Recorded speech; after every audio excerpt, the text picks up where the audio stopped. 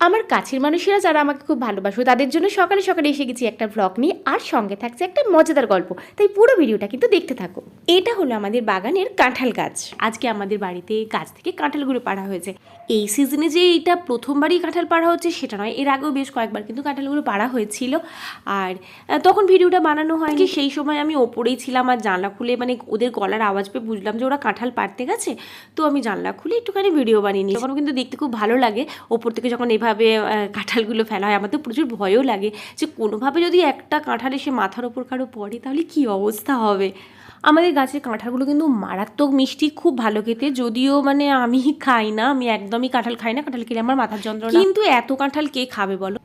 অনেকেই এটা বলে যে বাগানের এত কাঁঠাল, বেল, নারকেল, আম, হ্যাঁ এগুলো বাজারে তো বিক্রি করে দিতেই পারে। কিন্তু আমার শ্বশুরমশাই এর ঘোর বিরোধী ছিলেন, আর উনি মনে করতেন যে এগুলো বাজারে না বিক্রি করে পাড়ার সবাই মধ্যে বিলিয়ে দাও। আর তখন থেকে আমাদের সেটাই কিন্তু চল হয়ে রয়েছে। এটা অবশ্য আগে আমাদের ছিল না। আমার ছোটো ছেলে যখন হয়, যে বছর হয়েছিল সেই বছর বাবু জোর করে এই জায়গাটা আমাদেরকে বাড়ি সমেত এই জায়গাটা কিনতে বলেছিল। তখন থেকে এই জায়গাটা আমাদের। তখন কিন্তু এই বাগানে আরও অনেকগুলো গাছ ছিল।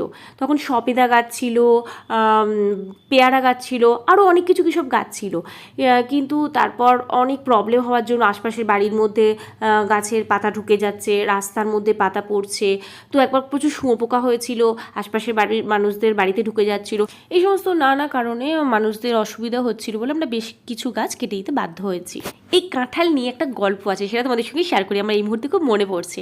তো আমি রাত্রিবেলা প্রত্যেকদিন ছাদে যাই, একটু হাঁটাহাঁটি করি। আর আমার রাত মানে খেতে যেতে তো অনেকটা দেরি হয়, 12টার পর আমি রাত্রিবেলা ছাদে যাই আর তারপর একটু হাঁটাহাঁটি করি বা বসি, তারপর নামি। তো সেদিনও আমি যথারীতি গেছি, খাওয়া দাওয়া করেও ছাদে গেছি, নিয়ে হাঁটছি। হঠাৎ দেখছি বাগান থেকে পাতা পাতা হাঁটলে যেমন আওয়াজ হয় না, সেরকম আওয়াজ হচ্ছে। দুবার তিনবার শুনেছি, আমি অত অ্যাভয়েড করেছি। তারপর যখন শুনতে পাচ্ছি, আমি ছাদ থেকে নিচের দিকে তাকিয়ে দেখছি গাছের নিচে একটা লোক দাঁড়িয়ে আছে, বেশ একটা স্বর্ণামার্কা একটা লোক দাঁড়িয়ে আছে। তো আমি তো দেখে মানে প্রচণ্ড ভয় পেয়ে গেছি। এবার ছাদ দিকে নিচে আমার বরকে রাখছি, কে কে এরম ওকেও যাচ্ছি, আর ওদিকে আমার বরকেও বলছি দেখো না বাগানে কে, বাগানে কে। আর তখন অলরেডি আমার বর উপরে উঠে চলে এসেছে, আর সমস্ত চাবি লাগানো হয়ে গেছে নিচে, সমস্ত এবার অতগুলো গেটের চাবি সব কিছু লাগানো হয়ে গেছে। তো আমার বর সঙ্গে সঙ্গে ছুটে ছুটে ছাদে গেছে। তো যথারীতি দেখছি সেই লোকটি মানে চোরটির কোনো ভ্রুক্ষেপ নেই। ও আস্তে আস্তে একটা বস্তার মধ্যে সব কাঁঠালগুলোকে ঢোকালো, ঢুকিয়ে কি সুন্দর আস্তে হেঁটে হেঁটেই চলে যাচ্ছে। মানুষ যে চোর চুরি করেছে একটা ভয় থাকে, ছুটে ছুটে যাবে, সে ছুটেও যাচ্ছে না, আস্তে আস্তে যাচ্ছে। কিন্তু এমন দুঃখের বিষয় আমরা তাকে ধরতেও পারলাম না, কারণ অতগুলো গেট খুলে যাওয়া সম্ভব ছিল না। আর সত্যি কথা বলতে কি আমার খুব ভয়ও লাগছিল, রাত্রিবেলা রাস্তাতে কেউ নেই, কোথায় কী রকম কী লোক, তার কাছে কি আছে না আছে, ওই জন্য আমি আমার বরকে যেতেও দিইনি। ওই 4টে কাঁঠালের জন্য কে রিস্ক নেবে বলো, তাই আর কিছু বলিনি। যাই হোক, পরের দিন সিসিটিভি ক্যামেরাতে বোঝাও গেল যে চোরটিকে আমাদের পাড়ারই একটি ছেলে। আমার বর তো ভীষণই রেগেছিল, কিন্তু দুঃখের বিষয় হচ্ছে আমার বর যখন তাকে বলতে গেল, সে আমার বরকে এমন কাচুমাচু হয়ে বলল যে দাদা কালকে নেশার ঘরে আমি ভুল করে ফেলেছি, এবারের মতো ছেড়ে দাও।